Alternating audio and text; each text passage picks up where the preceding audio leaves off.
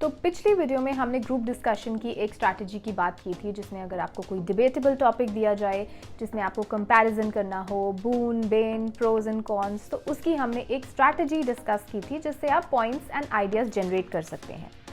आज की वीडियो में हम बात करने वाले हैं एक और स्ट्रैटेजी की, जैसा मैंने आपको प्रॉमिस किया था, लेवल 2 स्ट्रैटेजी, जो अगेन आपको आइडिया जनरेशन में हेल्प करेगी। आप out of the box ideas generate कर पाएंगे हर तरह के टॉपिक्स के लिए, चाहे वो डिबेटेबल हो या फिर करंट अफेयर्स बेस्ड हो या डोमेन स्पेसिफिक हो। तो शुरू करते हैं। हेलो दोस्तों, मेरा नाम है तन्वी और मैं एक Dale Carnegie certified soft skills trainer हूँ और साथ ही में मैं हूँ एक communication and career coach. So as promised मैं आपको लेवल 2 स्ट्रैटेजी बताने वाली हूँ आज, जिससे आप और भी बेटर और ज़्यादा अमाउंट ऑफ पॉइंटर्स जनरेट कर पाएंगे किसी भी ग्रुप डिस्कशन टॉपिक में। इनफैक्ट ये स्ट्रैटेजी सिर्फ ग्रुप डिस्कशन से लिमिटेड नहीं है, किसी भी तरह के टॉपिक्स पे, चाहे वो मीटिंग्स रिलेटेड हो या फिर आप आइल्स की प्रिपरेशन कर रहे हो या लेट्स से किसी पब्लिक स्पीकिंग कॉम्पिटिशन में पार्टिसिपेट करना चाह रहे हो, तो ये स्ट्रैटेजी आपकी वहाँ भी हेल्प कर सकती है। इस स्ट्रैटेजी को कहते हैं VAP, view point of affected parties. अब इसमें आपको क्या करना है, जब भी आपको टॉपिक मिलेगा, स्टेप नंबर 1 टॉपिक एनालिसिस, उसके बाद आपको इस टॉपिक को उसके स्टेक होल्डर्स के पर्सपेक्टिव से समझना है। स्टेक होल्डर्स वो लोग हुए जो इस टॉपिक से डायरेक्टली इनडायरेक्टली किसी भी तरह से एसोसिएटेड या रिलेटेड हैं। इस स्ट्रैटेजी का फायदा एक तो ये है कि आप out of the box think कर पाएंगे, जो शायद किसी ने भी नहीं सोचा होगा, आप सोच पाएंगे। उसके अलावा जो आपके पॉइंटर्स होंगे वो सिर्फ प्रॉब्लम तक लिमिटेड नहीं होंगे, इनफैक्ट आप सॉल्यूशन भी प्रोवाइड कर पाएंगे, जिससे एक और स्किल आप डेमोन्स्ट्रेट कर सकते हो, प्रॉब्लम सॉल्विंग का। इसके अलावा आप हर एक स्टेक होल्डर्स के रोल के पर्सपेक्टिव के हिसाब से चीजें समझा सकते हैं। डू नॉट वरी, हम एक एग्जाम्पल लेंगे जिससे आपको चीजें काफी क्लियर हो जाएंगी। सो लेट्स से हमारा टॉपिक है dowry continues to haunt brides.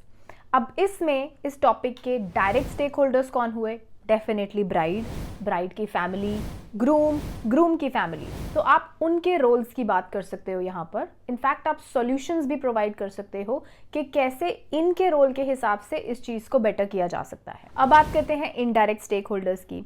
Society का इन्फ्लुएंस बहुत बड़ा रोल रखता है, तो सोसाइटी भी इनडायरेक्ट स्टेक होल्डर हो गया इस टॉपिक में।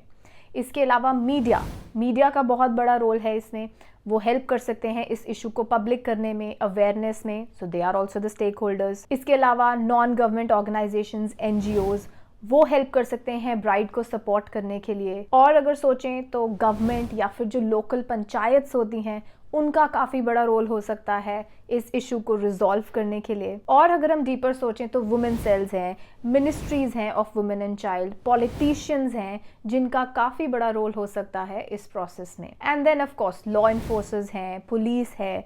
सो आप देख रहे हैं किस तरह से हमने कितने सारे स्टेक होल्डर्स की बात की। अगर हम नॉर्मल पर्सपेक्टिव से इस टॉपिक को देखेंगे तो शायद हम यही कहेंगे कि हाँ, मे बी डाउरी अभी एग्जिस्ट करती है या नहीं करती है, या क्यों एग्जिस्ट करती है, या नॉर्मल क्या सॉल्यूशन है। बट जब हम उसको VAP यानी view point of affected parties, उनके स्टेक होल्डर्स की अप्रोच से देखेंगे, तो हम ऐसे पॉइंटर्स सोच पाएंगे जो शायद नॉर्मली हम नहीं सोच पाएंगे। सो आई होप आपको ये टेक्निक, ये स्ट्रैटेजी समझ लग गई है।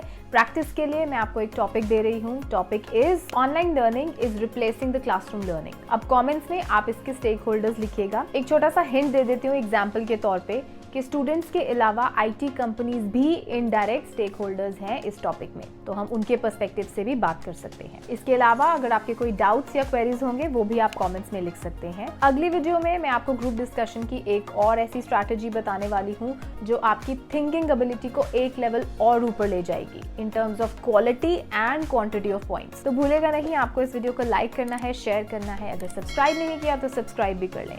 मिलते हैं बहुत जल्द अगली वीडियो में, तब तक के लिए हैप्पी लर्निंग।